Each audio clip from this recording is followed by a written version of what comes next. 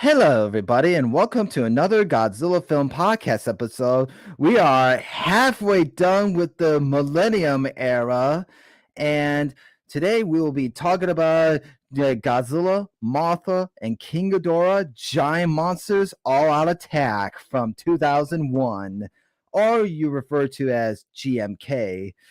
And before I get started here, I just wanted to share a little tribute that I have lost a Godzilla fan friend a few weeks ago named Kurt.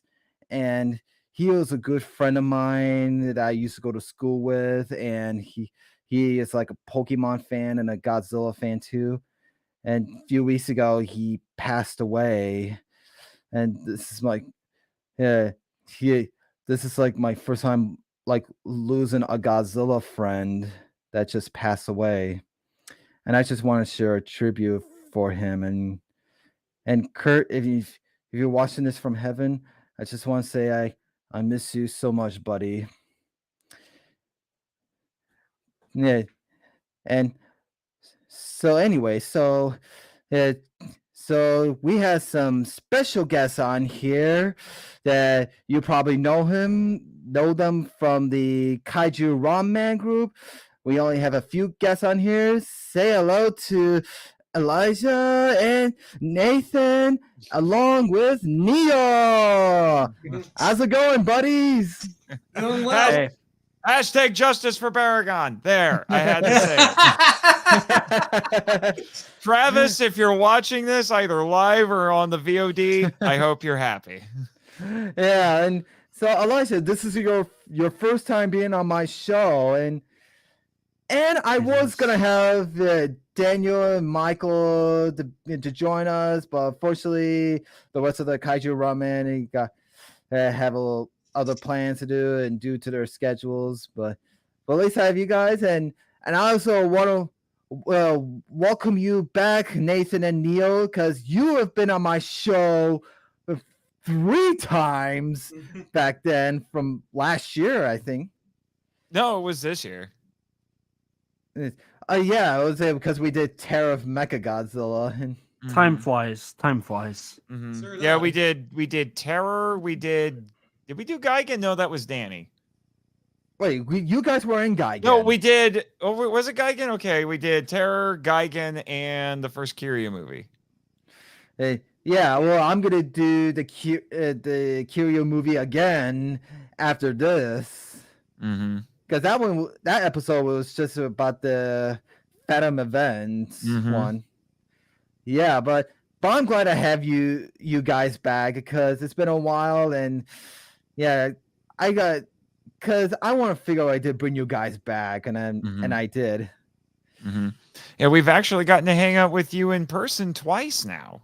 Yeah, actually, at the All Monsters Attack convention back in April, and then G-Fest that was last month, actually. Mm-hmm. Yeah, well, unfortunately, I couldn't make All Monsters Attack, but otherwise, yeah, we guys 2 times for us because there was last year's G-Fest and this year's G-Fest. Mm-hmm. And I'm glad to meet you guys in person again. We actually did a group photo with me, Nathan, and Neil. Mm-hmm. Yep, and I'm so glad we got to see Kaiju Kim, Daniel, and the rest of we know. Mm-hmm.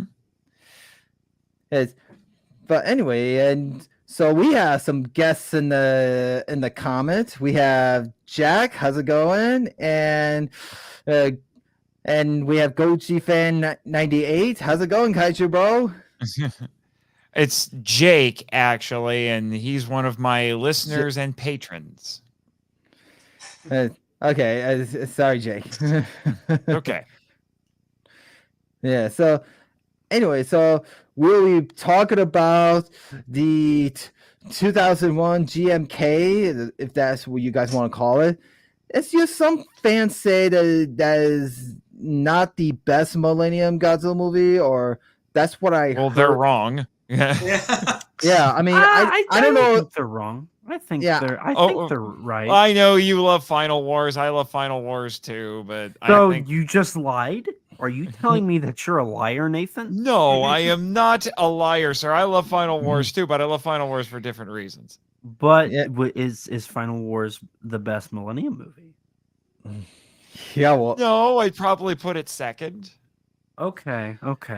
yeah. I mean, Final Wars is the best, but we're talking about GMK here. Yeah. Yeah, the one with the longest, most ridiculous title ever. Well, Yeah, that was that's- by design, go back to the Showa era, harken back the old Well, days. yeah. But for some odd reason, they didn't shorten it when they brought it over here. They shortened some of the other ones, like Tokyo SOS had a longer title. Godzilla, Mothra, Mecha Godzilla, Tokyo SOS became just Godzilla, Tokyo Godzilla, SOS. Tokyo S, yeah. And then they would be like, I'm trying to think of some of the other Showa movies because Godzilla, Mothra, Ebirah, Great Duel in the South Seas. it's stuff Yeah. like that. I mean, Your you favorite also- Godzilla film? By the Yeah, way, that was my Brendan. Yeah. favorite. But we'll talk about the long titles later. I mean, but right now, let's talk about how do we discover this film for the first time. Like I know I explained to you guys back in my previous episode, and so yeah, so this we'll be talking about how we discovered this far back if we can remember, first discovered from our childhood. Let's start with Elijah. Oh boy. Well, so the first time I saw Godzilla, Mothra, King Ghidorah, Giant Monsters, All Attack.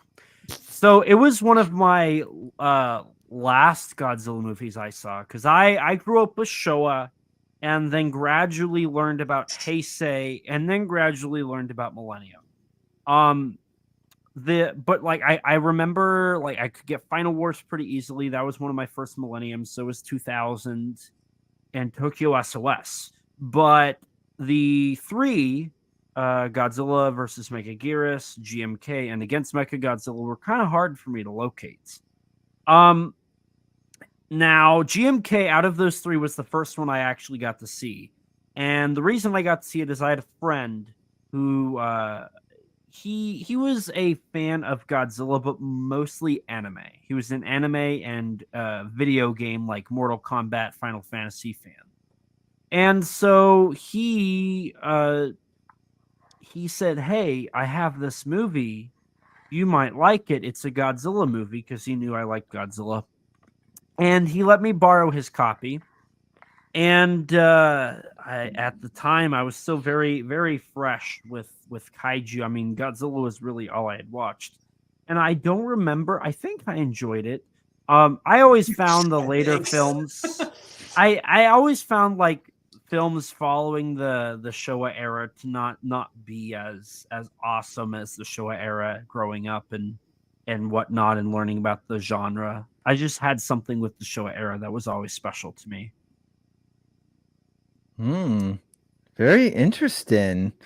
And that's really cool. And next, let's go with Nathan. How do you first discover this film? Reading G-Fan. Nerd. So I was what? Nerd. I know, Roy. Anyway, I followed the production of this movie all throughout 2001. Reading G-Fan, read the G-Fan review. I don't even remember who wrote that article. It was one of the regulars on G-Fan at the time, but he wrote a review on it. But I didn't get to see it, I think, until a few years later when it was released on DVD, finally by Sony, and.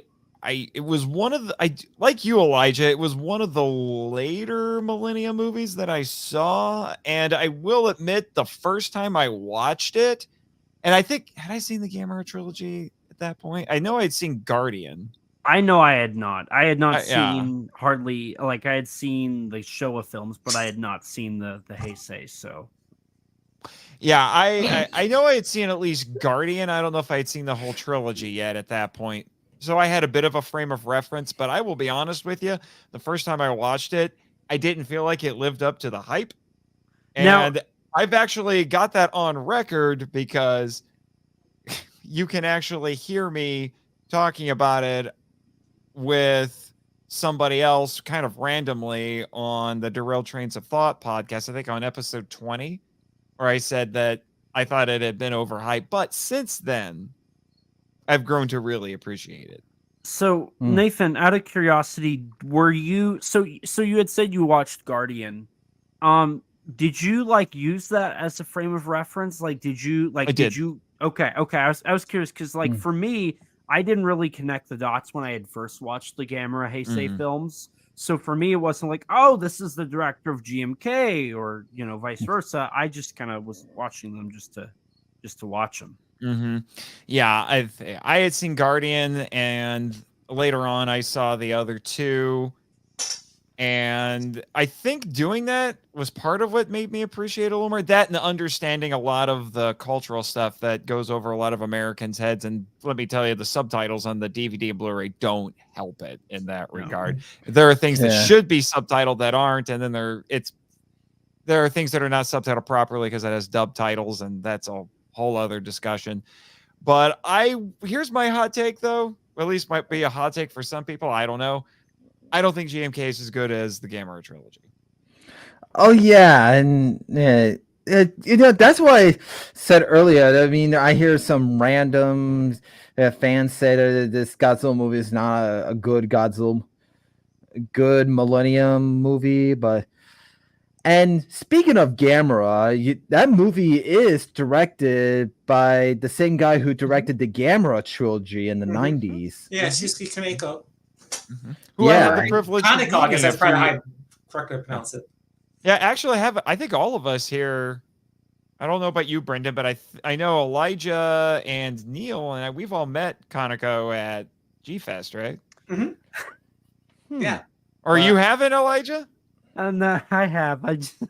Oh, okay. I know you know things, but I'm sorry. I met him once. I probably never will meet him again, but I wish I could. Yeah, I wish I could meet him. I wish I could meet him someday in the future G-Fest or the All Monsters Attack convention. Probably All Monsters Attack, to be honest. Yeah. Yeah, who knows? Yes, yeah. I mean, and they almost have him to direct one of the Heisei Godzilla movies, but Godzilla versus Mothra. Yeah. He tried for a while. He was he was actually a Godzilla fan. He didn't really like the old Gamera movies, and he tried to get a Godzilla movie for a couple of years. Didn't work. Toho kept saying no ho, and and then. What? Yeah, and the strange thing is, after a few years after Megaguirus, I mean, Toho finally called that director to direct one of the Godzilla films. Yeah, because he had made the Gamera series. Yep, I was gonna say, because he had made the Gamera Godzilla ones. Yeah. Oh, and Neil, I almost forgot about you. How do you first discover this film for the first time? Try and remember back. Boy, we were talking over 20 years ago.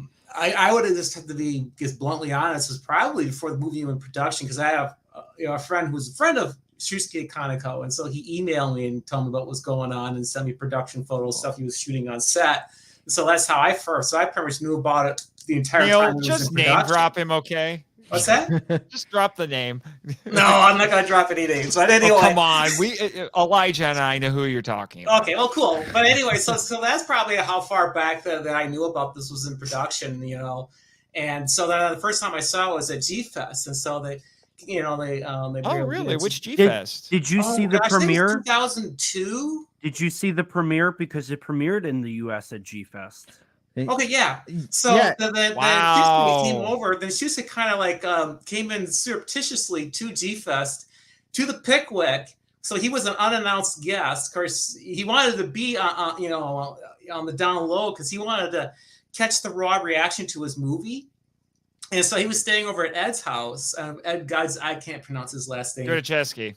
Thank you, Nathan. So you have to rely on a broadcast professional like Nathan to help me with pronunciation, since he's used to public speaking and stuff like that. It's also because I literally have one of his books sitting next to me. So. I see a poster. I can spell his name, I just can't say it. Yep, yeah, that's the one. So anyway, so Shusuke was staying over at his place, so that way to kind of, like I said, to kind of hide from the public, and so he was at the Pickwick, and so he can gauge the fan reaction to his movie. It's actually something I think other directors and actors and stuff have done stuff like that too, where they'll sneak into a theater and watch the audience reaction. Yeah, so that was my first time I saw it was at G-Fest. And I really feel sorry for you guys who did not see it at the Pickwick, because there they had proper subtitling. Oh, and, Sony has no excuse. Yeah, exactly. No, I mean, because remember that one general who was sort of the comedy relief, in the film? You could see what his original lines were. They fit his reactions on screen, so you actually get the actual humor.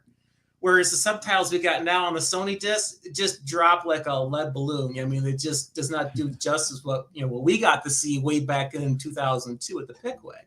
Yeah, I'm pretty. That's because they're dub titles, and it does not have the best of dubs. Yeah, I mean, I think that was the same year that I first discovered my first Godzilla film, 1985, on VHS. I used to rent it at my video store when I was a kid. Yeah, I just love that memory. I forget, Brendan, did you share how you discovered it yet? Yeah, I think in my Return of Godzilla podcast. I think in that episode and that's what. But anyway, so yes, I want to get back to the crazy long titles and some short titles of it. I mean, I know the original title says Godzilla, Mothra, and King Ghidorah, giant monsters all out attack. But for the fans, they just keep calling it GMK, like just for short. Like, yeah, and Michael is here with us. Hey, Michael, if you can be in the chat, you can be in the stream. Yeah, that's if I recall, he's out and about, so he's probably just popping in to say hi. Oh, okay. Of the title, I think it's a shame that Barakon's name. He's like the best monster in the whole movie, and his name's not in the title. Hence why Travis started the hashtag. Yeah, I mean, justice for Baragon. Basically, Baragon is in this as a concession to Kaneko. As I saw one of the people in the chat, Goji fan, I think it was Goji fan, pointed out that they went through a couple different ideas for this movie. Oh yeah, they come up with a few ideas. I mean, I'm glad my kaiju brother brought it up, because they before this movie was made, they come up with a few ideas. I mean, like two ideas will have Godzilla versus Kamakiras, but they scratched that because Godzilla already fight Megaguirus, and the second idea was supposed to have Godzilla find a giant mutated kaiju astronaut. And I forgot what it's called. It's called Godzilla versus M. Yeah. M. Yeah, it's a little bit like there's an episode of Ultraman that's kind of like that. Was it Jamila? I think it's Jamila. Yeah. Okay. If you added the double M to it, that'll be called Godzilla versus Ed and M. Eminem, yeah, and Eminem made it would be 20 years before he made the song Godzilla, which has nothing to do with the radioactive lizard. That's not true. Yeah. There's a few lines in it. Yeah, and the third best idea they try to come up with is called Godzilla X Varan X Baragon. And Anguirus, giant monsters all out attack. That's what Kaneko wanted, because he liked. Oh no, there he is! Because he liked Anguirus and Varan and Baragon. He liked all these second string monsters, and Toho said no ho again because they liked the marquee value of Mothra and King Ghidorah. Well, that was also because Godzilla X Megaguirus, the G Annihilation strategy, had not done too well the year prior. Which is also why they kind of gave, I believe that was a Tezuka film, if I'm remembering correctly. Yeah. And he, they kind of gave him a year off, and they wanted, the idea was to bring in a fresh, new director. Because keep in mind, before this, you had Okewara, who had done 2000, and then Tezuka, who did Megaguirus. Both were Toho like directors for hire. They just did whatever the company wanted. Even with Amori and Kawashita for Space Godzilla, they weren't really like these outsourced directors, right? They were all Toho contracted directors that kind of just did whatever Shugo Toyama wanted them to do, right? Mm-hmm. But for Kaneko, Shusuke Kaneko, he was one of the two directors that Toho kind of said, well, we like your past work. We want you to do something else. Could you do a Godzilla movie for us? And it was one of the rare occasions where you got to see a outside production company, or an outside production team, I should say, come in and do a Godzilla movie. And the only other two that I can really tell you that we really had, three, I guess, if we're talking live action, was you had GMK, right? And then you had Ryuhei Kitamura's team for Final Wars, Hideaki Anno and Shinji Higuchi for Shin Godzilla, and now we have Takashi Yamazaki and his team for Godzilla -1. So GMK kind of began this trend of when Toho kind of needed a fresh breath of air for the franchise to kind of lead it in a better direction. They would bring in somebody who, they had done past Toho films. Kaneko had worked with Toho prior, but not for a Godzilla, not for an IP film. So this was kind of a new idea for them, and it worked out because they wanted a fresh breath of air and they wanted something to make a lot of money. And GMK ended up performing better than Megaguirus and became the best performing film of the Millennium Era. So, yeah. Well, and I will say though, I remember it was a little controversial when it first came out because they made some pretty radical changes to Godzilla, most notably. Now, instead of being the atomic allegory necessarily, he was the angry avatar of the war dead. And there were some people who were freaking out a little bit about that. And King Ghidorah, I remember back then, it was causing probably the biggest stir because he was always the villain of Godzilla. Now he's playing the role of the hero, which is like, completely different from what people were used to. And cause I remember way back in the early 2000s, that was such a big stir in all of the, little groups that were out there on the internet. And it didn't really bother me that much because we already saw a radical change in King Ghidorah back in the Heisei, where he was just now this construct out of these three little door rats, and he was just a radio-controlled monster. So it's like, okay, well, they already made radical changes to Ghidorah already, so what's the big deal? But making him the hero, that's a big shift. And in Godzilla, in this is just the straight up bad guy. He's intentionally looking for people to murder them. Right. And this is like making the Joker the hero and Batman the bad guy, which has happened. There's alternate universe versions of those characters where they reverse them. And to kind of bounce off of that, Nathan, something that's really interesting about GMK, and this is something I hadn't really noticed until I rewatched it for the show. When you watch it, this is probably the most accurate representation of the original Godzilla that Honda had envisioned, because throughout the film, you see Godzilla's victims. Just how in 54, Honda made sure to showcase all of Godzilla's victims and to show that nobody was safe and that these people would eventually get taken by the creature. That happens again in GMK. Godzilla in this kills every person that we cut to and we see doing their day-to-day stuff, whether it be the two fishermen or the old lady or anything like that. Kaneko did an amazing job at really kind of bringing the Honda back to Godzilla after decades of him being absent. And I do wonder if the fisherman scene was one of the Millennium Era's trademark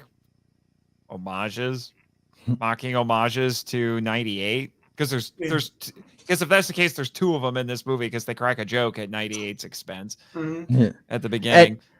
And Nathan, I'm sorry for interrupt, but I have No, it's something. I have like a fan art that was based off the original script idea. Oh Like, yeah, yeah. You were I sharing that online. I don't know if I can make this bigger. I mean, but if you can see it, You'll just have to back up a little. There you go. Mm-hmm. yeah, it's my fan art of based off the original script Mm-hmm. that I just added Angus and Varan in it. Mm-hmm. And these designs are supposed to be the original design from the script, and because Angus is supposed to have some goldish skin color with some Hmm. bluish icy spikes on his back, Hmm. and Varan is just it's just all white grayish Hmm. because he's called the White Wind Monster, Hmm. and Baragon he just looks the way in the film. Mm-hmm. I always thought I shouldn't say always. I thought for years that Varan was purple because he's purple in the NES game. No. And his movie's in black and white, and then when you see the suit in Destroy All Monsters, he's barely in it, and the suit's doesn't look that great. So Yeah, I still don't know what color he's supposed to be. he, so yeah, and Nick here says it was supposed to have Angus and Varan, and they have power limits of Earth, and yeah, I just wish they could have made that movie from the original script to see what was it like. Yeah, I think that actually would have been a better idea. I mean, I understand where like the head of Toho was just concerned about tickets. But the thing is, they already done 3 Mothra movies, and 2 of the 3 had either Ghidorah or a Ghidorah derivative monster. And and one thing Kaneko proved with the Gamera movies, it doesn't matter what monster you have; it's what you do with that monster that counts. And in which case, they really should let him go ahead and do what he wanted with Varan and Angulus. In fact, the guys who are working on special effects, you can see the passion they had working with Baragon, because that was like the best scenes with Baragon, and they were very excited about that when they found out, oh, no, we have to go back to Mothra and Ghidorah again, and they weren't too excited about that. And and I think in my personal opinion, if they just wouldn't have been so nervous about tickets, just let Shusuke go ahead and use those 3 monsters, they probably would have had a better return, because for the public be like, oh, we hadn't seen those guys, or they would not have been familiar with them at all. And so they all would have seemed new. It would have been like something fresh rather than seeing something they just saw last year, I agree with what Neil said. And to add on, I feel like Toho, I think they kind of did regret this decision, because, I mean, look what they did with Kitamura. Like, they quite literally told him, just have at it. Like, they didn't give him any barriers. And I think they kind of realized with Kaneko they shouldn't have been, meddling with his work, because, I mean, I agree with you, Neil. I think that original idea would have been amazing, and having Kaneko do that would have probably led to having one of the best Godzilla movies possibly in the franchise. Yeah. And another thing too, Shusuke chose his monsters carefully, because Varan, Baragon, and Angulus have the most sort of like Japanese style as far as the aesthetics go. And since they're supposed to be guardians of the Japanese islands, much more so than Mothra, but Mothra is from way off in the South Pacific, and Ghidorah's from outer space, and so like that doesn't really fit the theme as well. Yeah, I totally agree. I would disagree with that, because Ghidorah was inspired by the Orochi. But Orochi is not entirely like, that's the birth of Japan, not necessarily like Orochi's already got his part of the origin, right? I said inspired. I didn't say he was Orochi. And if we're going off of just the term of inspired, if we're being that way, then Ghidorah is still a space monster.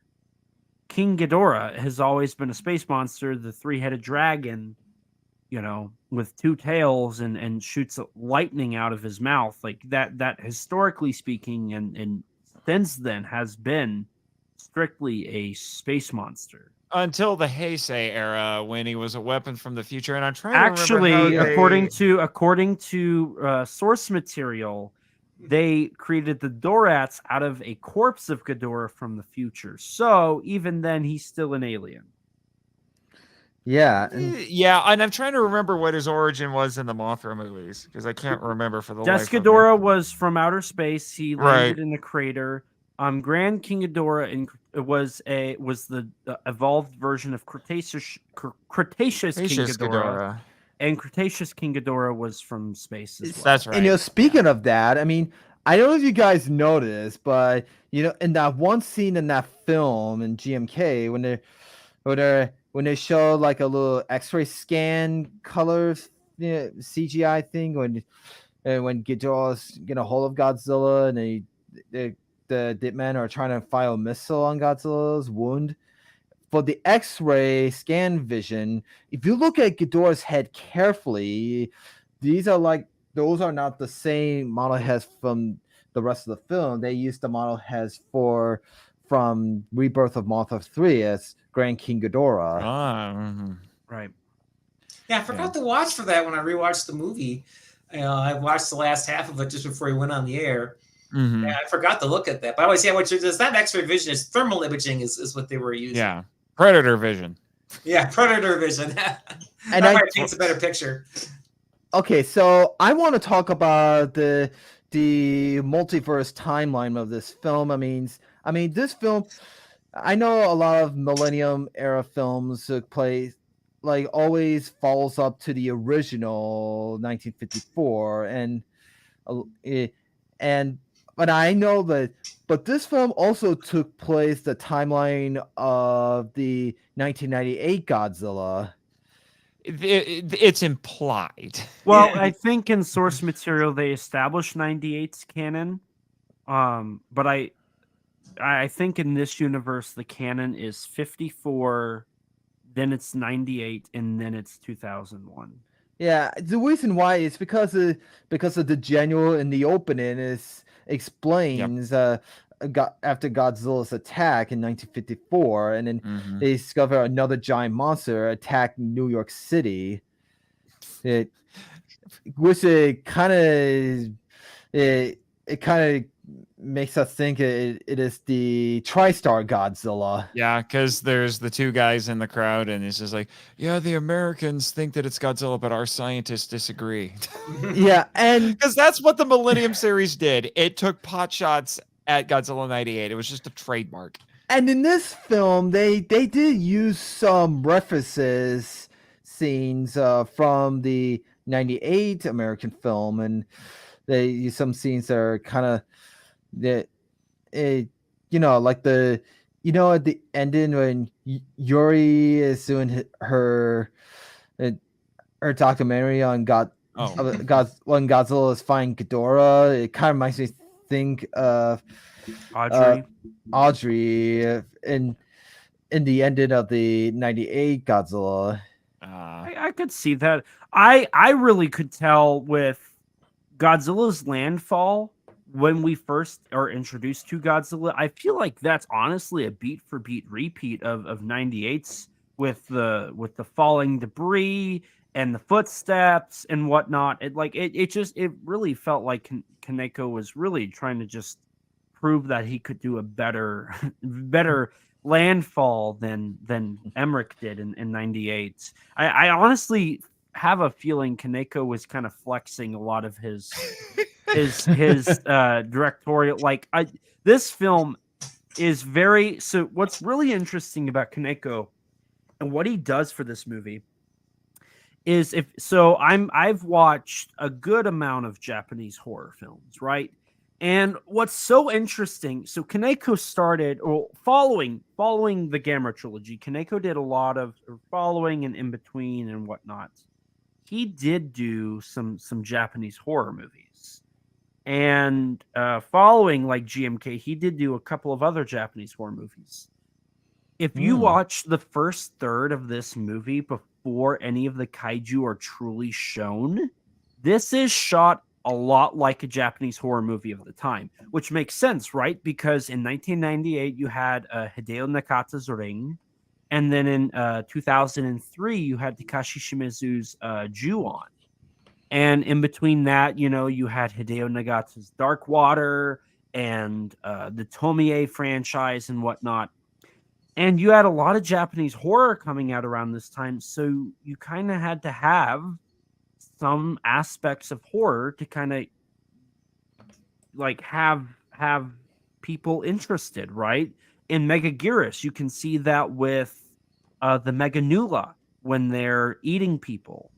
It's not the best like shot Japanese horror stuff, but it's still there. Like you can tell they were trying to do a little horror there. But in this film, the lighting and the way Kaneko uses the camera and the music is very much like Japanese horror. Yeah, speaking of the music, like I don't know who directed the music for this film, but Kawatani? Yeah, Kawatani. Like the music, I love the music score of this. I mean, bum, bum, bum. I honestly, oh, go ahead. Yeah, and especially when the military theme, when they fire the missile in the mountain, like da da da da da da da. I love that theme. I honestly forgot how good this score was. I always remembered it for like kind of the loud, bombastic, not brassy, but just bombastic feel. But honestly, like upon rewatch, this was really and honestly like I might have to see if I can grab I think Mondo put out the vinyl for it. Yes, and to be honest, the theme that I just talked about, the military's theme, I mean, it always makes me think of one of the classic Halo games. Like, I mean, I see what you. I know, what like you mean. One of those games from you play on your Xbox. I played those games all the time back in the day. Yeah, I miss playing those. I gotta. Yeah, but no, Kawatani, he also worked on all three of the Gamera movies from the 90s. And he holds a special place in my heart because he composed for a video game called Shadow of the Colossus, and my podcast theme song is a remix of a piece of his music. Yeah, I do. Did you know? I didn't. What? Are you a podcaster? Yeah. Oh, Aren't you? Wait. Oh yeah. Elijah, you did not know that Nathan is a podcaster. I had no idea. He's too busy watching his videotapes.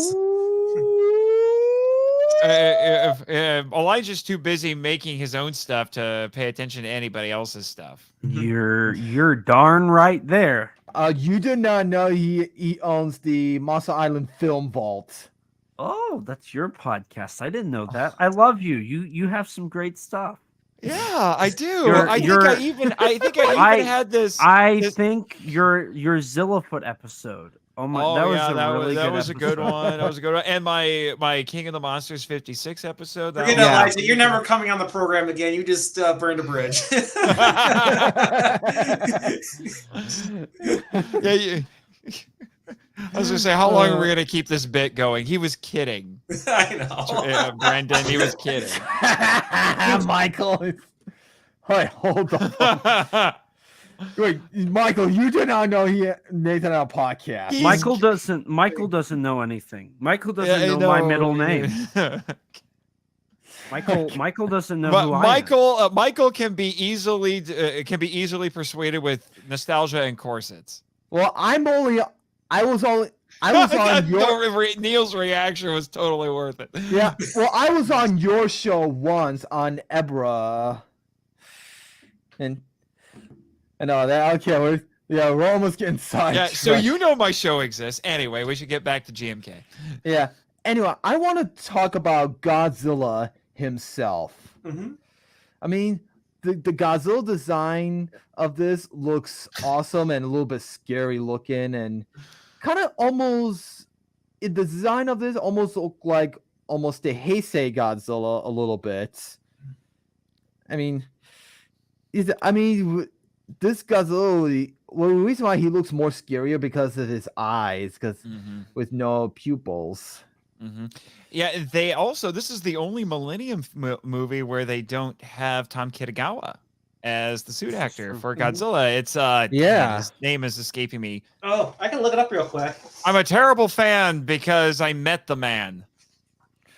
I don't know the name. Mizuho Yoshida.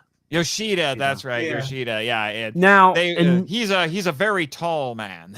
Now, and if I remember correctly, the original reason they brought him on instead of Kitagawa was because the suit, he was supposed to be hunched over, kind of like 98, but they found out that they couldn't balance that properly, and they scrapped that and went with your upright, typical Godzilla stance. And he still was in the suit.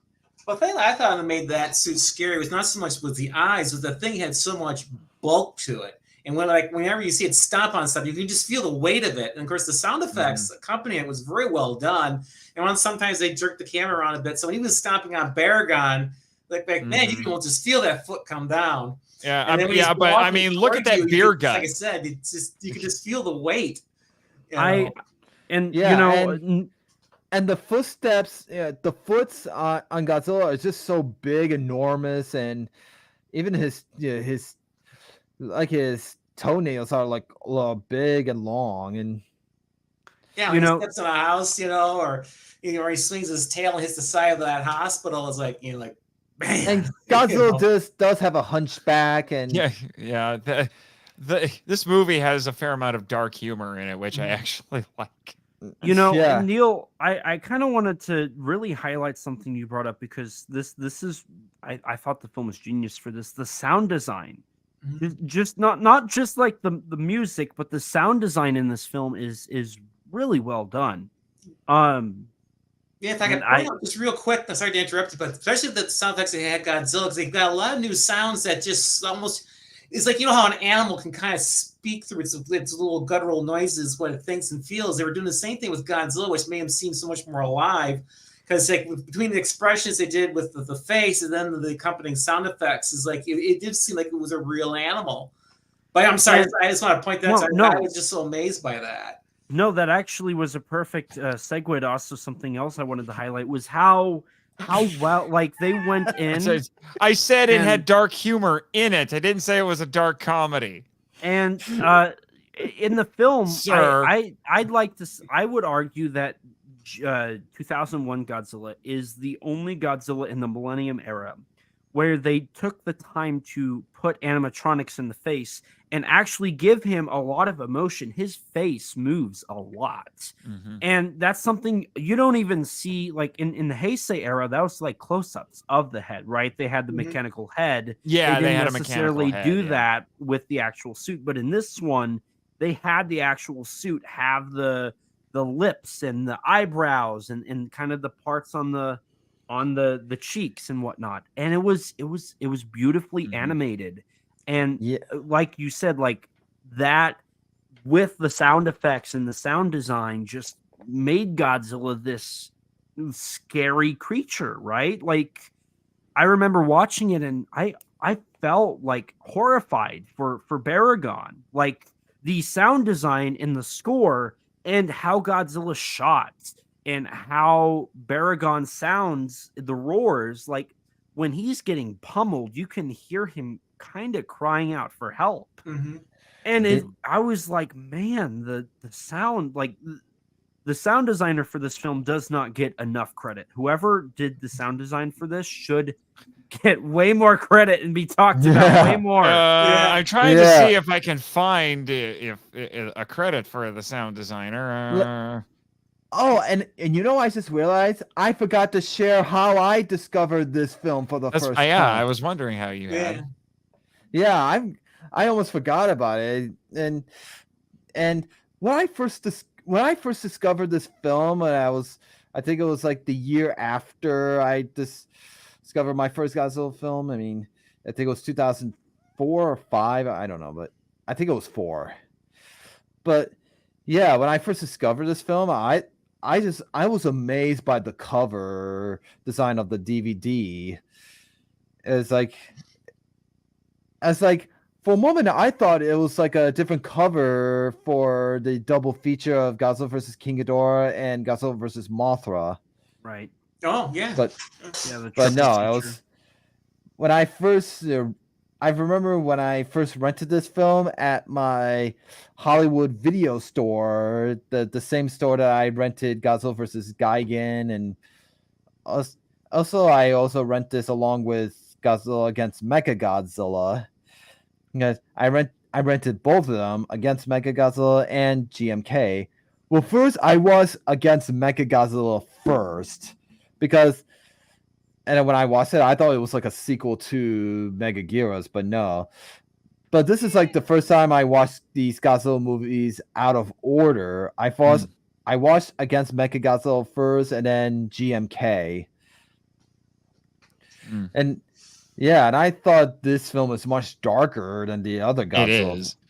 It is. But since we were talking about suit actors, is that your whole story? Yeah, and okay, we would be remiss if we didn't talk about Ryota. Yes.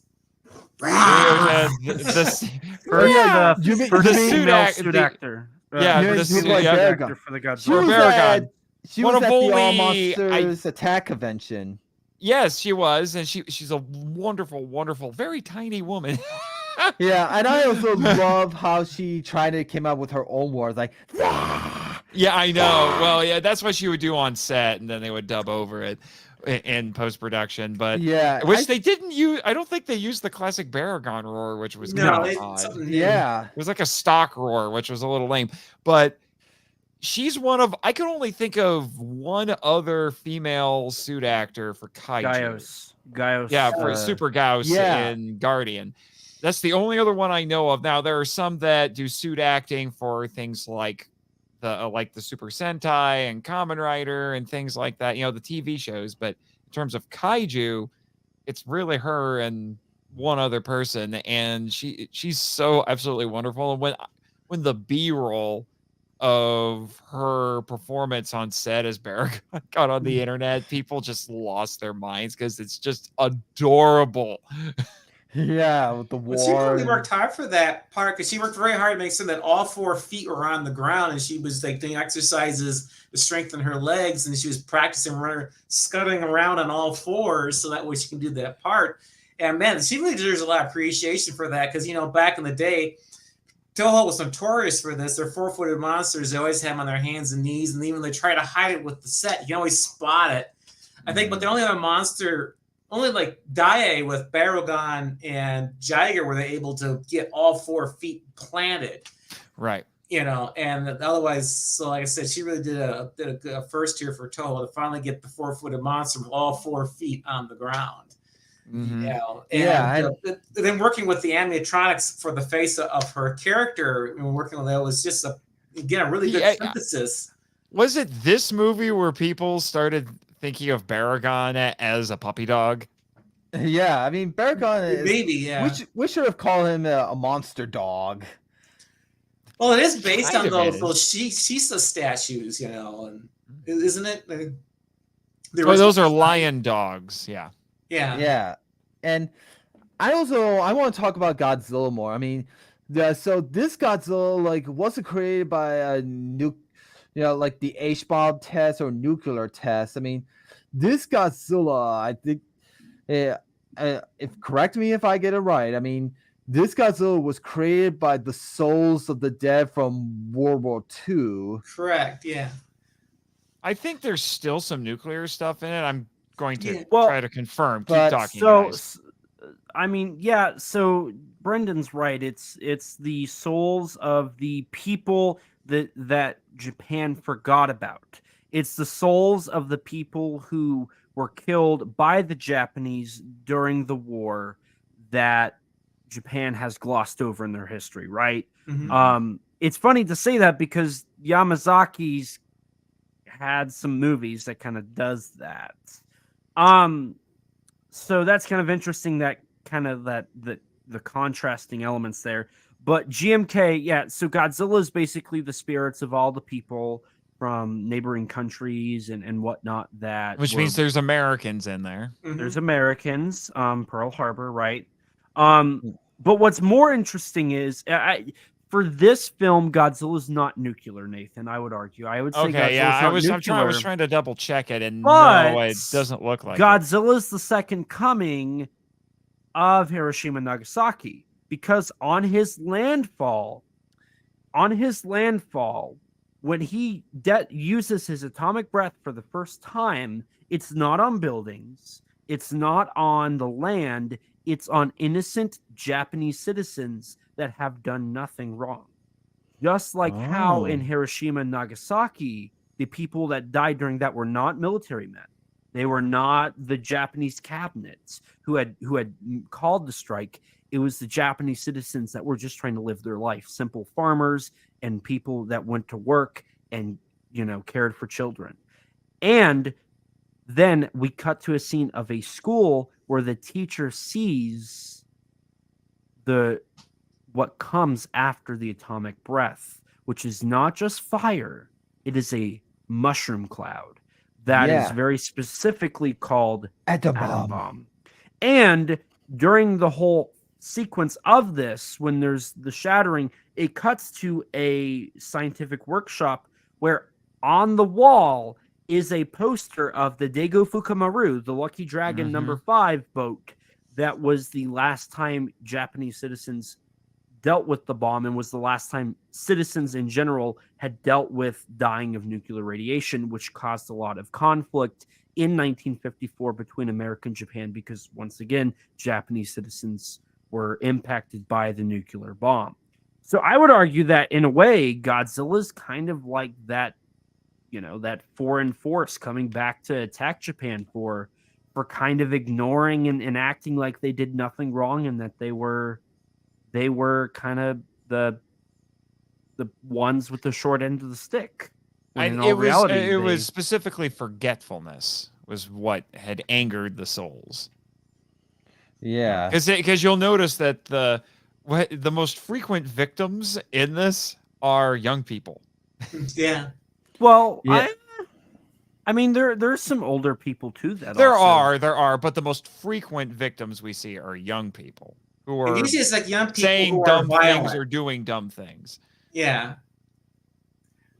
Yeah, and also let's talk about the group of people who are the Digital Q Squad. BS Digital Q. Yeah. BS Digital Q. I feel like they're like Culture Q. Yeah. I feel like it's such a great satire too, because come on, the first two letters are BS, and they make fake news. Yeah, and I feel like they're the one who started it all before YouTube and a group of social media people who do podcasts. And oh my god, I feel like the Digital Q Squad makes us who we are, the Kaiju Ramen group. That's how we got into. Is that true, Nathan? Now I'm suddenly wondering what BS Digital Q would be like if nowadays, when they would have social media and YouTube and everything. Oh, good lord. Yeah, I also like Yuri in this film, and she was played by a singing actress who I think she was a singer in real life, and Chiharu Niyama. Yeah, I think that's what it is. And let me see. I got her bio over here. Yeah, Chiharu Niyama. Yeah,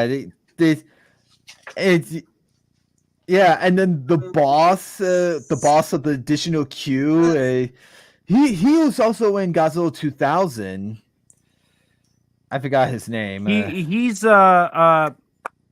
was in all the Millennium films. He was also in The Princess Blade, which was the first movie that what's her name? Yumiko Shaku. Yumiko Shaku's first movie was The Princess Blade, and Sano. Sano, I think, is the name of the actor. He was in all the Heisei films, and he was in Princess Blade and a handful of other Japanese tokusatsu genre films. And Also, let's talk about the creepy old man. That Hideo Yamamoto. Mm-hmm. yeah, Wasn't this his last movie? This was I he think it passed was. away. I think he passed away. Wasn't it right before the premiere, or I it was think like it 3 months was. after? Like Shortly it was either right thereafter. before or right after. Godzilla will return. We don't have much time. You understand? He died in 2003. Okay, so Yeah, it was a little after this movie, but I'm pretty sure this was his last role. Yeah, you should recognize him, Brendan. yeah, I do recognize he was in the Godzilla's Revenge, aka All Monsters Attack. I mean, Yeah, but there's and another movie he that's was very near and he dear was to you in that he was in. King Kong Escapes. Yes, he was Doctor Who. Not that Yeah. one, the other one. yeah, he was he was in a few. He was in one Kong film and one Godzilla film, and now this is his second Godzilla film after few years after Godzilla's Revenge. Well, he was also had a bit part in Mothra versus Godzilla, and Ghidorah the Three-Headed Monster. He had bit parts in both of those. And he was in Ebra. Oh yeah, and Ebra too, my He favorite. had a bit part in there. And he was in Dogora. And Atragon. Yeah, he was the high priest in Atragon. I forgot about that. Yeah, and also like for this film, I mean, sorry about my mouse. Right. And also, this film also has some weird scenes in it for some human characters. I mean, like the trouble bikers, and then they of course they were killed by Baragon when they're in the tunnel and that earthshake and. Well, it's because they broke Baragon's stuff. Yeah, the statues. Like I want to know that. I mean, the statues those are the ones who causes the guardian monsters to rise. Or at least Baragon. Yeah, and well, Baragon was already moving prior to that. Baragon was, I mean, before that we had the scene where they were filming. BS Digital Q's team was filming, and they did. You did hear the Baragon's roar, and on top of that, you also saw the earthquake. Yeah. So I think they're just kind of like markers for where the guardian monsters lie, but they can also, like, if they're broken, then that would lead the guardian monsters to kind of, because the guardian monsters, their whole thing is they guard not the people of Japan, right? They guard the mountains, the trees, the water, the land, stuff like that. Yeah. So when humans are messing with stone statues, and stones tell thousands of years of stories. That's even talked about during the film, how stones tell a story. They have a whole book, much like that of a CD, storing data. When people take those and they wreck them and they break them, that angers them, because that's humanity not treating nature right, because they are stones. They're stone statues. They're not like this man-made object. They're carved out of the stone, and people are breaking those stones. Right. And yeah, the truck driver made a mistake, called Baragon as Godzilla, as he was shocked. And yeah, I wanted to talk about that scene. That is another references to the '98 Godzilla. When the scene with the French, the Armin French army man say like, "What did you see, old man?" It's like Godzilla. That's almost a little bit of a reference scene to that film. Maybe. I always took that. So I mean, when thinking about horror, because like I brought up earlier, the first third of the film is very much a horror film. Kaneko was trying to make this a scary movie, make the monsters look scary. Yeah. And the way Baragon shot in that first sequence, I mean, he's shrouded with dust and particles and limited lighting, right? And that would be a horrifying thing to see. And I mean, the fact that he just went into this tunnel and killed all these motorcyclists, like that's a scary thought. Mm-hmm. Yeah. And I kind of viewed it as more of like the survivor of the first Sadako thing attack, Sadako curse we see in the original The Ring.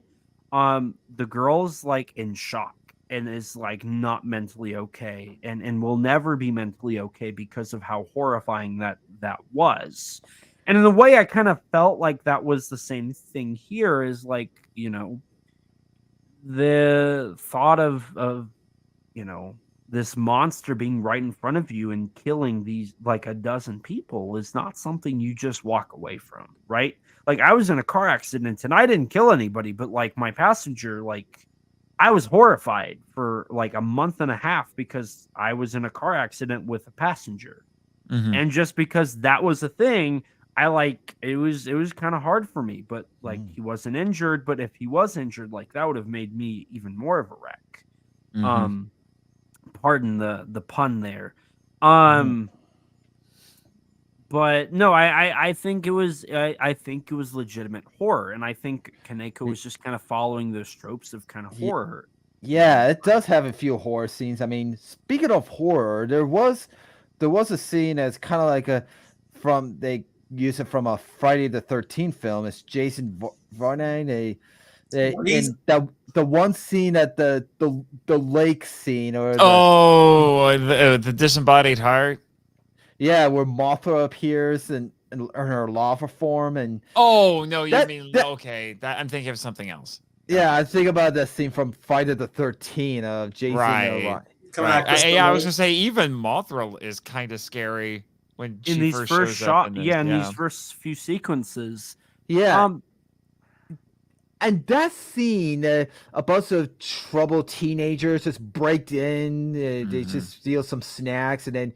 But I think they were Americans or something, Yeah, and it kind of makes you shocked, and they're trying to drown a dog. Mm-hmm. Yeah, and we all know Mothra loves little animals, so you don't do stuff like that around her. What's interesting is that this is the first, and I think only time they go out of their way to not have any Shobajin for Mothra in this. Well, I know destroy all monsters. Well, you don't see them, but it already been established that there is. Them. But Kaneko did have to, like, I mean, he didn't have to. They homaged him. He went out of his way to make an homage and say that those are the Mothra twins of GMK. Yeah, one of whom was the one scene there when Mothra appears in her adult form, and they just show two girls in the white dress, and then the people thought they're the fairies, but no, they're just normal. Well, it's an homage. They're not.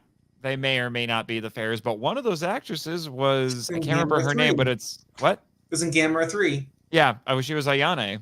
Yeah, in Gamera 3. Oh yeah, and the one who raised Iris. Yes. So, yeah, it's one of them.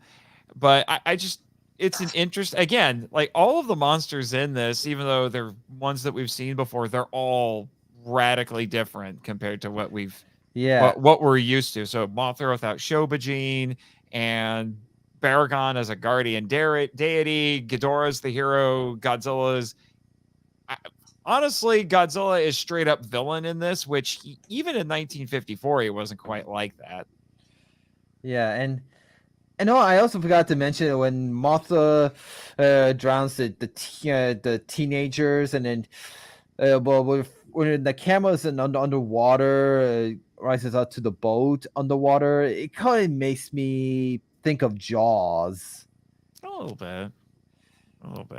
What do you guys think of Mothra's design in this?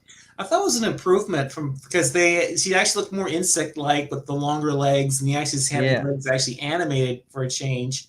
Because before the legs were always very stubby in all the previous Mothra props.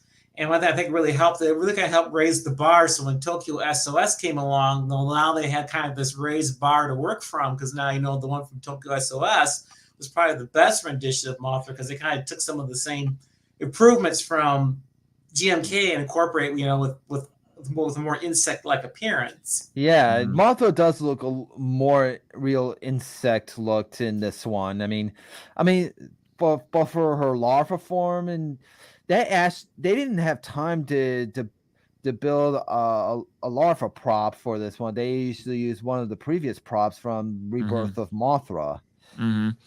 Well, what I find interesting is I remember when King of the Monsters 2019 came out, and people were like, they turned Mothra into a wasp. I'm like, guys, did you watch GMK? She was practically a wasp in that. Yeah.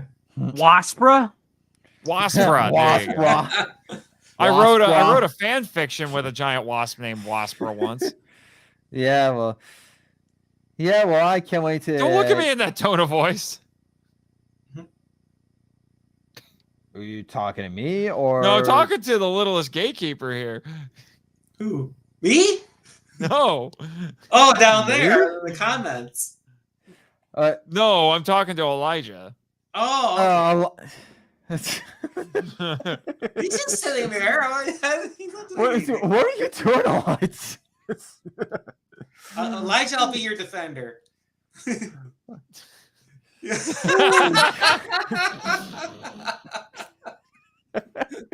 Elijah, I just got one word for you. Cockroach. I'm going to break you. God.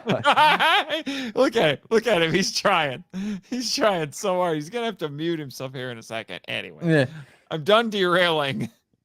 Well, how about this?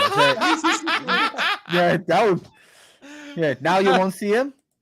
Now you do. Now you don't. Now you do. Now you don't. Elijah, we're not gonna add you back in there until you stop. Is he done?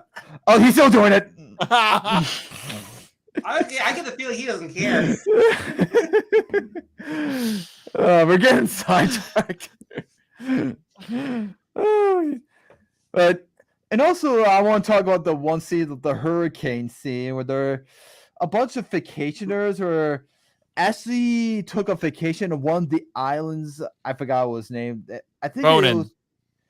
Yeah, that was actually like based off the original 1954 film, and Anyway, you were saying? Wasn't that one of the islands that happened in the original 1954 film? When the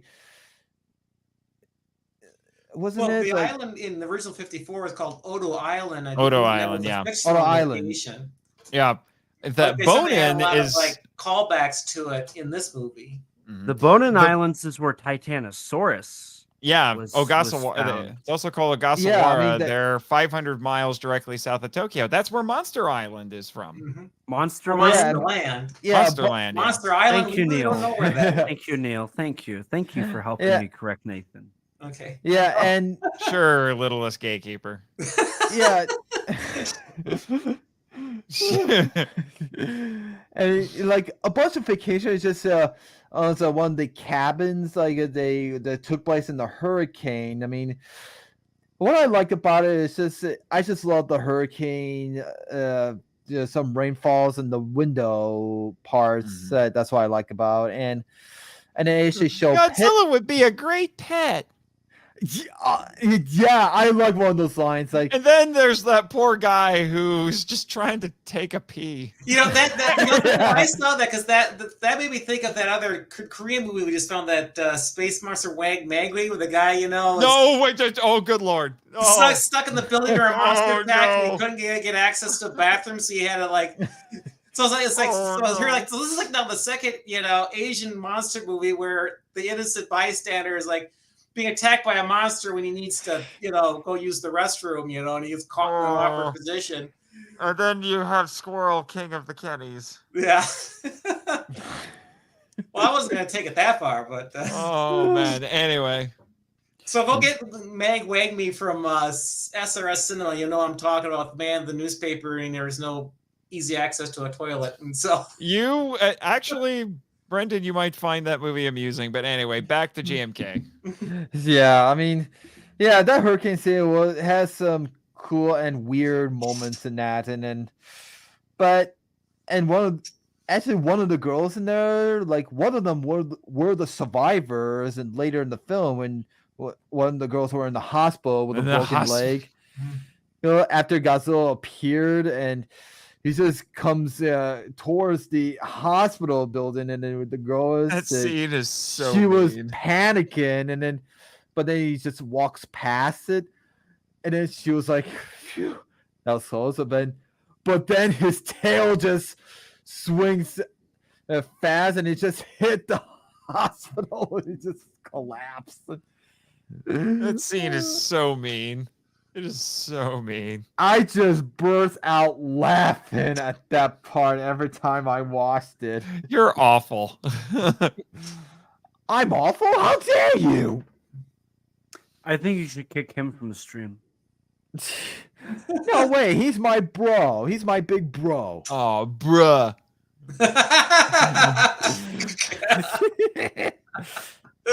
Toho pow, baby. Toho pow,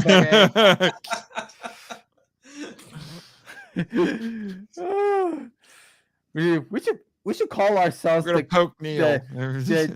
We should call ourselves the podcast comedy men. Maybe. Yeah, I mean,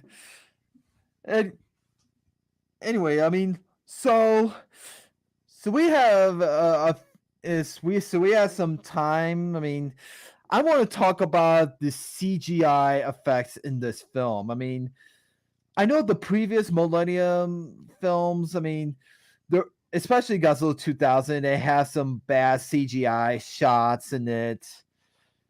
I mean, it's clean with, especially with Godzilla's walking with the military men, the helicopters in 2000. That shot where they just cut out and paste them in the background, it just looks so terrible. And the Megaguras on the water scene where he's swimming, the missiles hit him. I mean, that was some bad CGI. I mean, but in this film, the CGI in this one doesn't look as bad as the previous films.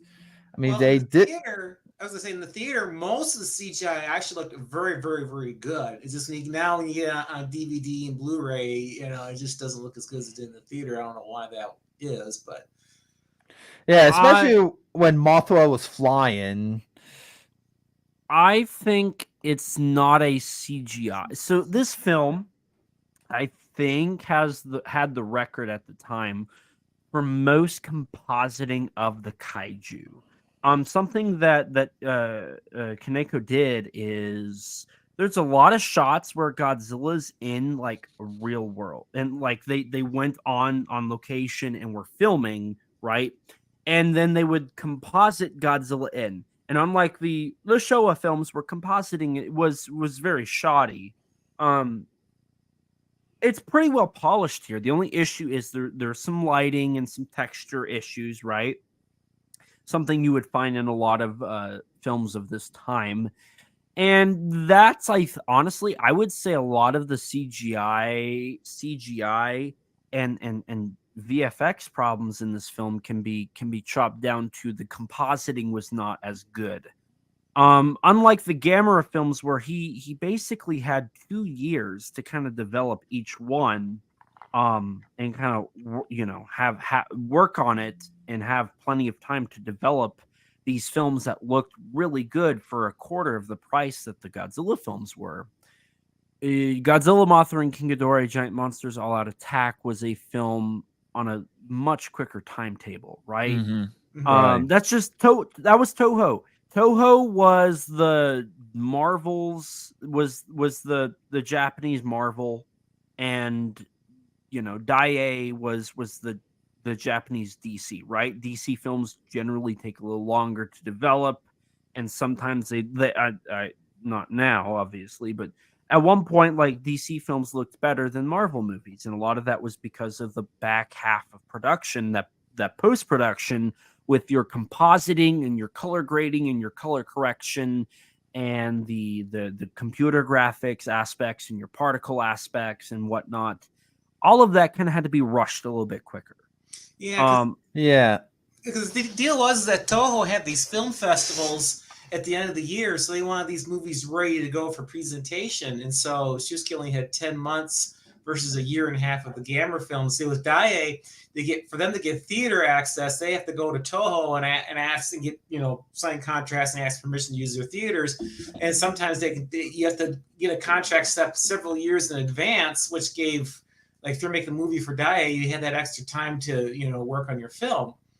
And so, yeah, that's why, the Gamera movies seem so much more polished than the GMK, which gets down to why you guys feel that the opinion is that the Gamera movies were superior to GMK. Well, that was probably because of time. Absolutely. You're on the dot there, Neil.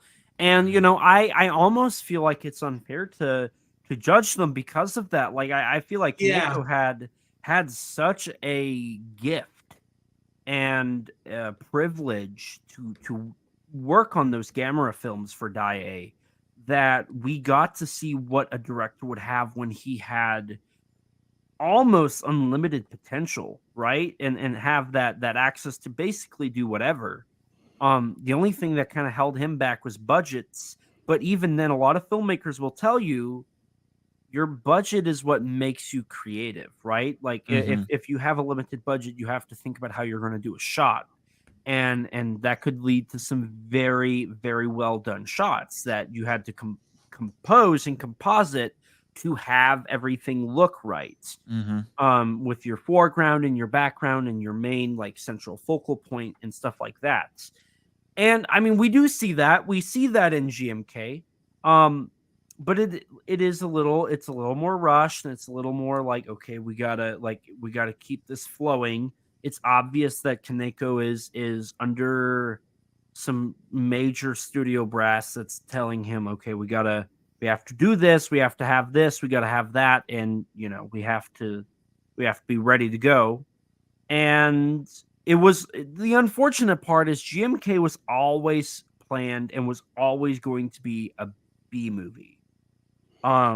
Which is a very unfortunate aspect, and to explain that a little bit, it's not like the B movies of the 1950s, right? Like, obviously it's not, but GMK, it was the second billing for another movie. It was the Hamtaro. Yes, and at the time, Toho was pairing a lot of these movies with that franchise, but that franchise got top billing all the time. That was the A picture, and whatever Godzilla movie was out that year would be the B picture. And so for GMK, it's kind of disappointing to know that, like, Toho always viewed this as the B side to the double billing it was attached to. And I think that kind of tells you how they viewed the Godzilla character as a license and as a moneymaker, right? And I think in recent years that's kind of changed. I think Toho, since the 10-year gap that we probably are all very well aware of, I think Toho has learned how much this IP is valued, which is nice to see, because I mean, we did get stuff like Shin Godzilla, which became one of the most successful Godzilla films in attendance history in Japan. And we have, like, Takashi Yamazaki, who, that Godzilla movie is going to mark the first time we've ever had a Japanese Godzilla film be released in the States by Toho, right? Like, that's a beautiful, it's a magical thing. And I don't think that would have happened without Toho having to kind of go through this time period where they viewed Godzilla as just that, It was just like, okay, let's make a Godzilla movie a year. Let's make money off of it. We'll slap it on this double feature, and we'll make the money we want. Yeah, but correct me, Elijah. I don't think all the Millennium movies were done that way. I don't think 2000 or Final Wars were. Final Wars was not. Final Wars was supposed to be the biggest movie Toho had ever done. Period. Right, and 2000 was its own movie. It's the ones in between those. Yes. That were all the double bills. And the unfortunate part is Final Wars specifically. Final Wars just crashed and burned horrendously in the box office, and it's really sad to hear Kitamura talk about that in retrospective. But no, GMK was always kind of that B movie, and they never really gave Kaneko what he needed to create an amazing film. Well, but which I think was time is what right. As I remember reading an interview with him where he said that because someone asked him what's the difference between working for Daiei and working for Toho, and he said at Daiei I had less money but more time, and at Toho I have less time but more money. And I got the impression he preferred having more time over more money. Yeah. Right. And then I mean, I think I mentioned this earlier that there were some rumors, fans say that this was not a best Godzilla Millennium film ever made. I mean, like you said it's not like it's more. You said it's more like a B movie. Like it was always treated like a B movie in Toho's eyes. It was never meant to be this big tentpole movie of the year. It was always meant to just be the B side to an anime for children. Yeah. Well, here's my question for you, Brendan. So you mentioned a couple times now that there's a fan opinion that GMK was not the best of the Millennium. So what are people thinking it was the best of those 6 movies? Which was the best of the Millennium? If it wasn't GMK, which one was the best? Tokyo SOS or? I mean, I think between 2000 or Tokyo SOS and Final Wars, I think, especially Final Wars is. I'm kind of surprised how many Final Wars for out. There were Final Wars fans out there that were so enraged by that movie. I was going to say there's a lot of detractors for Final Wars. I don't know if there's as clear cut a fan opinion on which is the best of the Millennium series. So like Kitamura in 2018 mentioned how Final Wars is one of those movies where the fans either love it or they hate it. Which was really disappointing for him. And I think that's still there's some fans, if you say, oh, I like Godzilla Final Wars, they're going to kill you.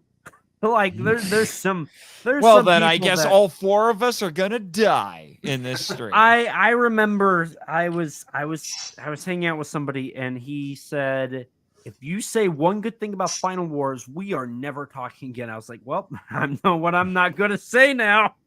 I know I'm not going to say anything. So honestly, I would say that your competitors for best of Millennium would probably be. I honestly think it's GMK or Against Mechagodzilla.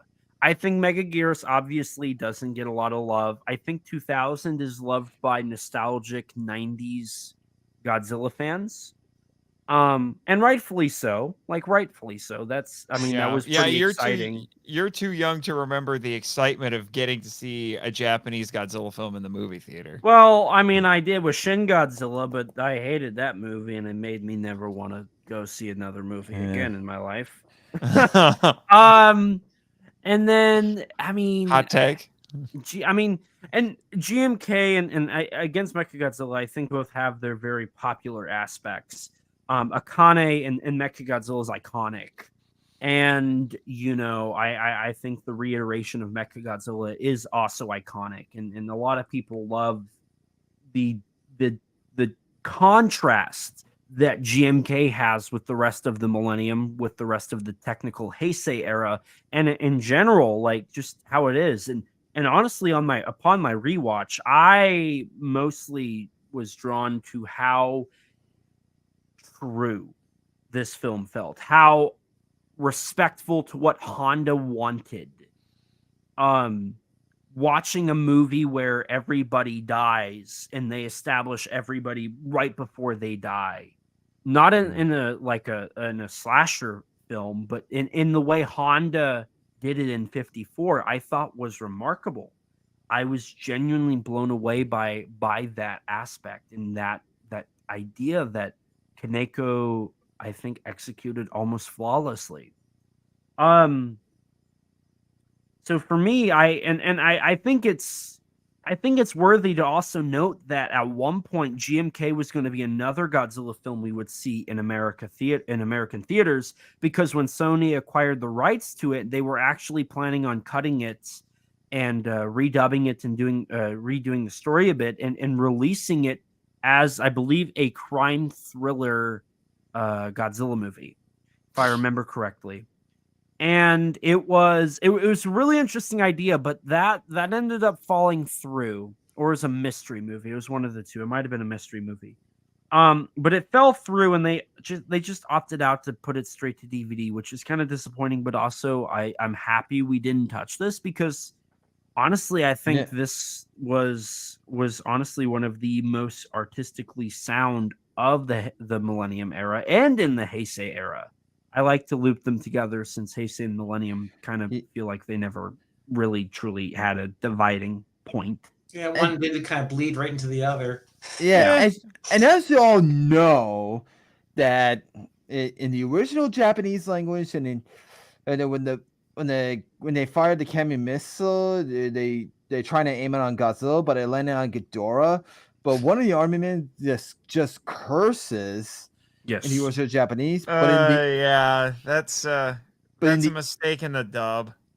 But in the English dub, they just changed the line and it says "got it."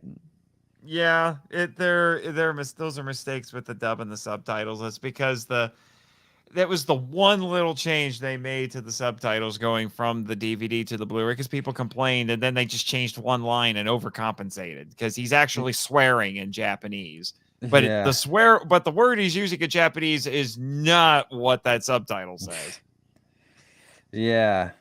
And I want to talk about this guy, King Ghidorah. I mean, I know Anguirus and Varan were supposed to be in this film, but you know, the guy who designed the King Ghidorah suit, I mean, he was sad that his favorite monster, Varan, couldn't make it in the film, so they added Varan's scales onto King Ghidorah's head. Yeah, if y'all know. Mm-hmm. Yeah, unfortunately, I think this is the least popular version of Ghidorah. I hate this Ghidorah. I'm just gonna be honest. Yeah, but he's like a smaller version of him. He is. Yeah, and then the sound effects on him is okay, and when he first appeared in fully form, his wings are just all bent and all flat, and then stubby. Yeah, and you know, for the suit, the two heads on the side, they were being controlled by the suit actor's arms, and the middle head are just a long staff. I mean, right. When I took a picture with the suit actor for Ghidorah, he did the thing where his arms, because he was controlling both, right? And so in the picture, you can see him like doing the pose he would for Ghidorah when he was in the suit, because he was controlling those two heads, which is very obvious because those two heads are way more lively than the middle head is, which is kind of disappointing to see. But I don't know. I've always been somebody who, I don't like a hero Ghidorah. I don't like a Ghidorah that's kind of weak and pitiful and sad. So I've never liked this design. I've never liked this Ghidorah. Yeah.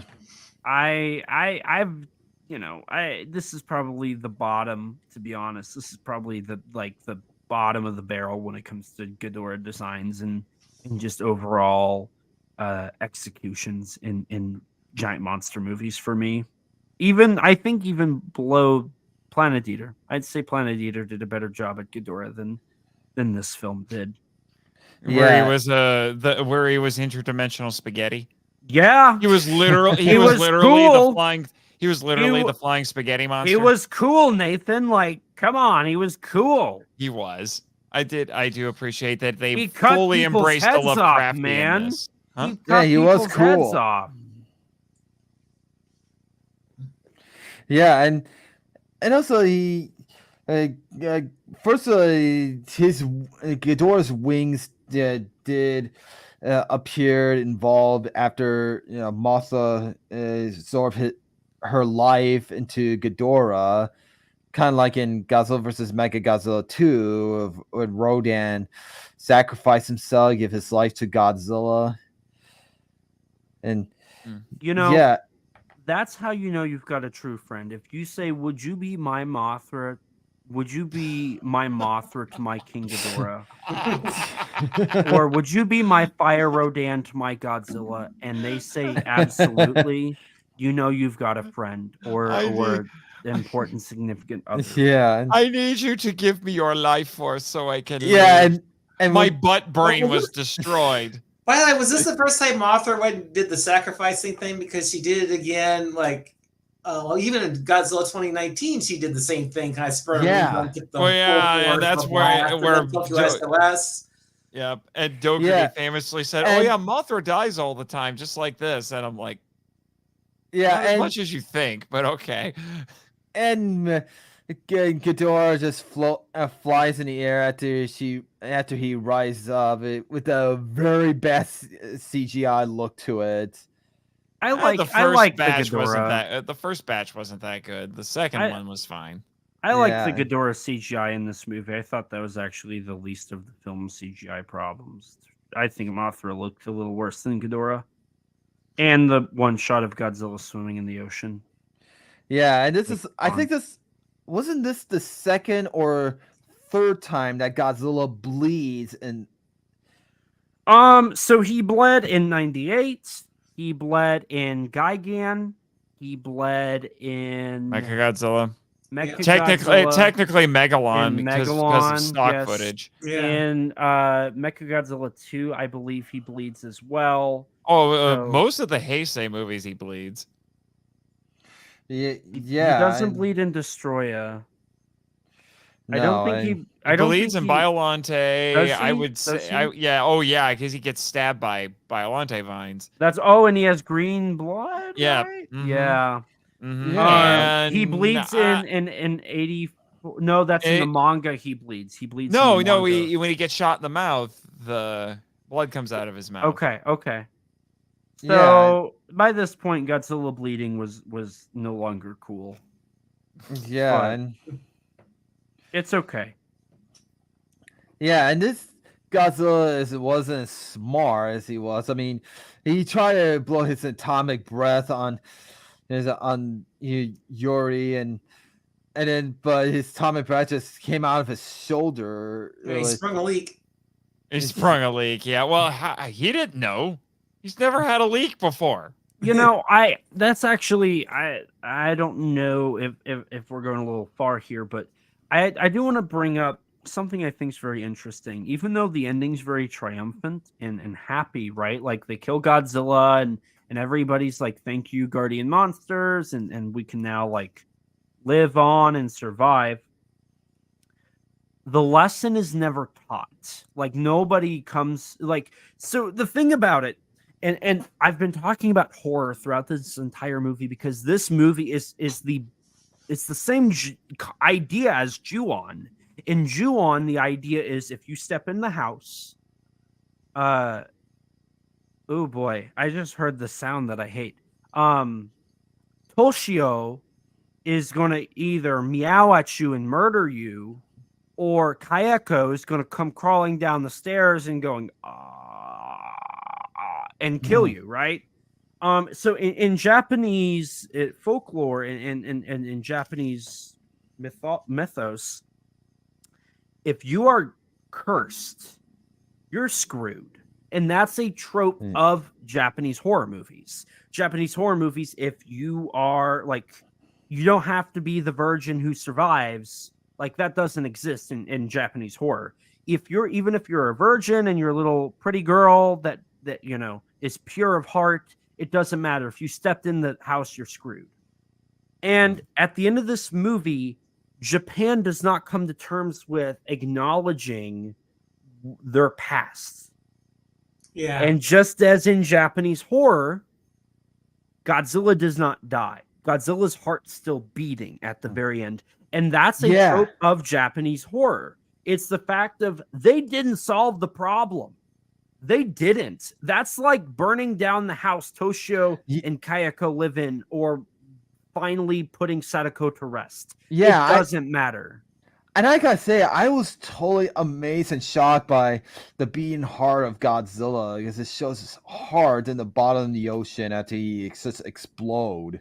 I mean, it's if you think about it, it's because he is the real life iteration of thousands of souls that have a grudge against Japan. So anybody who lives in Japan is cursed. And they're screwed, and Godzilla will always come back. And that is one of the most horrifying thoughts that this movie could give you, especially when you understand that concept of Japanese folklore and grudges and the curse that comes with grudges. Japan will never get rid of Godzilla. It doesn't matter. You could throw everything at him. Godzilla will come back. So what you're saying... So what you're saying, Elijah, is post-war lasts forever. Yeah. I got goosebumps from that. Thank you, Nathan. And I really got goosebumps when Godzilla's heart appeared. And I'm just saying this movie and Shin Godzilla are a fascinating double feature. They are. And I think, honestly, I'd go as far as to say is GMK is the closest to a J-horror Godzilla film we've ever had. Yeah, and they almost planned to do a sequel to this one, but really, I mean, I don't know, but I think that's, like I said, I do lots of research. But I think they were planning to do a sequel to this one, but unfortunately, they got to come up with a new standalone Godzilla. I mean, I don't know if that's true or is because of the director. I haven't heard anything about that. I don't think I've ever heard anything about there being a sequel to this, and I'm glad there wasn't. I think it's better to end it like it was. Yeah, I think why I brought it up because of the being hard, because that's like a sign that the Godzilla will return. Yeah, but that was more of a metaphorical thing. Right. Like I just explained, it goes back to the whole thing in Japanese culture. Grudges do not go away. You cannot get rid of a grudge. You will always have that until their grudge has been fulfilled. So that would be in terms of this, until Japan has officially paid for their sins of World War II, Godzilla will continue to come back and murder innocent people. Right. And well, it looks like we're just about that time. I mean, let's look at a few of the comments. I mean, I know Nick said that some members of the GSDF call Baragon as Red Godzilla. Which I think is a mistake of the dub. At least that's my theory, anyway. Yeah, I mean... Neil, did they do that in the subtitles when you saw it in 2002? No. That's what I figured. I think the whole point with that one truck driver mistaking, Baragon for Godzilla is like, okay, no one knew who Baragon was, but the population knew who Godzilla was. They knew of him, but they didn't know what he looked like. So they saw a giant monster, therefore assumed, well, it must be Godzilla, because what other giant monster is there? That's kind of how I interpreted that scene. Why that truck driver? Otherwise, it was Baragon was always Baragon. Yeah, and I gotta say, like, in the Heisei era films, they always have like a big screen and like in a meeting room, watch Godzilla, but they don't have those that much in some Millennium films. Well, I'm kind of glad Which you I'm brought that up glad, because the 'cause that GMK, trope was old. it's like in the Heisei films, you had like these stoical military government types sitting down watching the same movie we're watching. And then, GMK sort of had sort of the same setup. But the only difference is that Shusuke put a lot of tension in that room. And so when after Godzilla, when the threat of Godzilla was presumably ended, you see that relief come from them. You you as the audience feel that same relief as well. So like I said, he put a lot more drama in there that they never bothered with in the Heisei series with the people sitting in the control room. Yeah, I mean, his well, I guess we're just about that time. I mean, is there any more thoughts before we wrap this up? Well, I guess the one last thought I throw out there too is that the Japanese people themselves, when it came to World War II, weren't necessarily completely innocent because they were very supportive of the war. In fact, if you watch this World War II documentary called "The World at War," and they interviewed people from that time, and they were all, like pressuring the government when they found out the success the Germans were having in Europe. It's like, well, we gotta have our own conquest too. The phrase was, "Don't miss the bus," was their catchphrase. And so that I imagine Shusuke was probably aware of that part of Japanese history, and that's probably the reason why the Japanese people, maybe why they had so many teens so violent, showing that the average Japanese citizen isn't quite as innocent as you think. I think it was more that I think Kaneko is thinking more about how Japan felt toward the end of the war and after the war, because the sentiment started shifting pretty hard. Yeah, because they were just so worn down by the war, especially toward the end and then after the nuclear bombings. And the idea here is that these young people are behaving as if they have forgotten all of that. They've neglected history, and now they're basically repeating it and they're being belligerently ignorant of history. And kind of that's why we saw them being victimized as often as we did. It also doesn't help that just in general in Japan, they've basically removed all the bad parts. Like if I remember correctly, in the Lucky Dragon #5 museum, the history goes from we were in World War II to America bombed us. Like they skip over everything that happened. Right. There are contingents of people in Japan who do that, which Kaneko is one of those people who doesn't want to forget about that. So this movie in large part is pushing back against that, which is why it resonates with certain contingents, I will say, of the fandom, and the same ones who typically don't like Shin Godzilla. Which is why I say Shin Godzilla is an interesting double feature with this, because it touches on some similar ideas. Yeah. But from different perspectives, I would say. And so, like I said, I like this movie. I give this film almost 7 out of 10. And there was some weird moments in this, especially with the human characters. Like that one scene where the military passes by, those teenagers say, "Hey, good luck out there, everyone." And then especially one girl said in the English style, saying, "Yes, good luck, everyone. You're gonna die." Those subtitles are completely wrong. And okay, I'll explain what was actually going on. That was actually a Chinese man.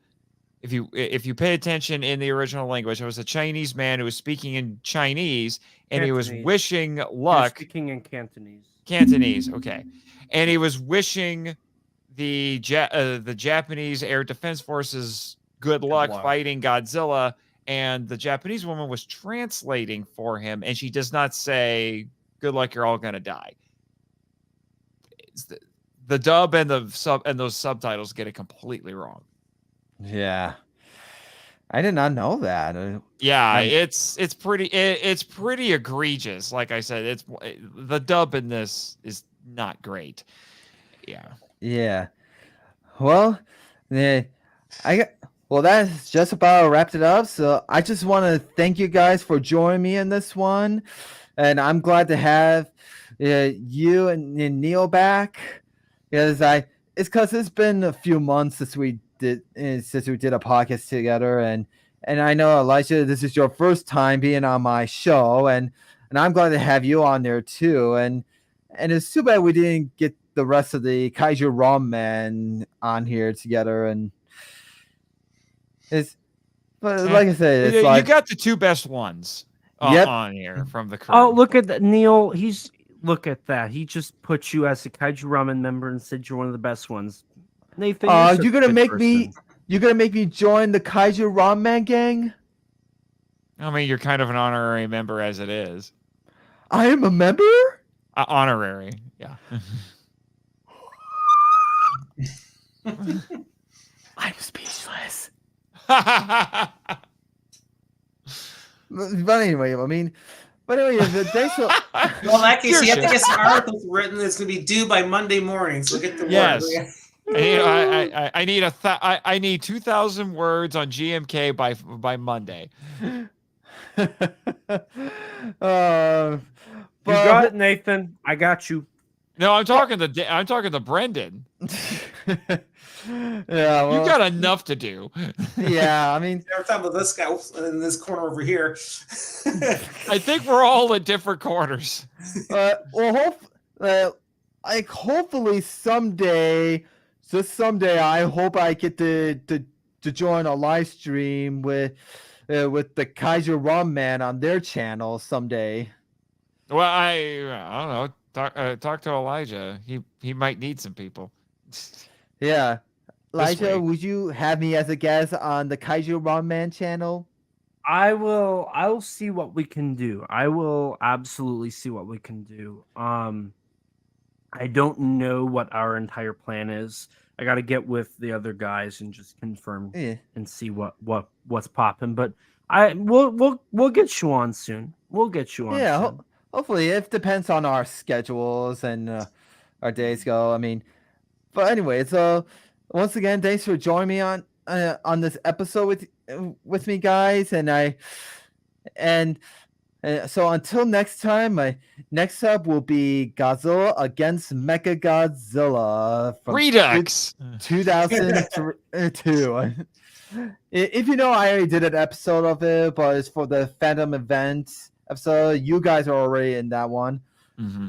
Yeah, but the next one will be a different guest. But I can't tell you who it is. It will be a surprise. You got Yumiko Shaku, didn't you? Of course. You worked your magic at G-Fest, and now she's going to be on your show. When you were talking to Linda Miller, he was talking to Yumiko.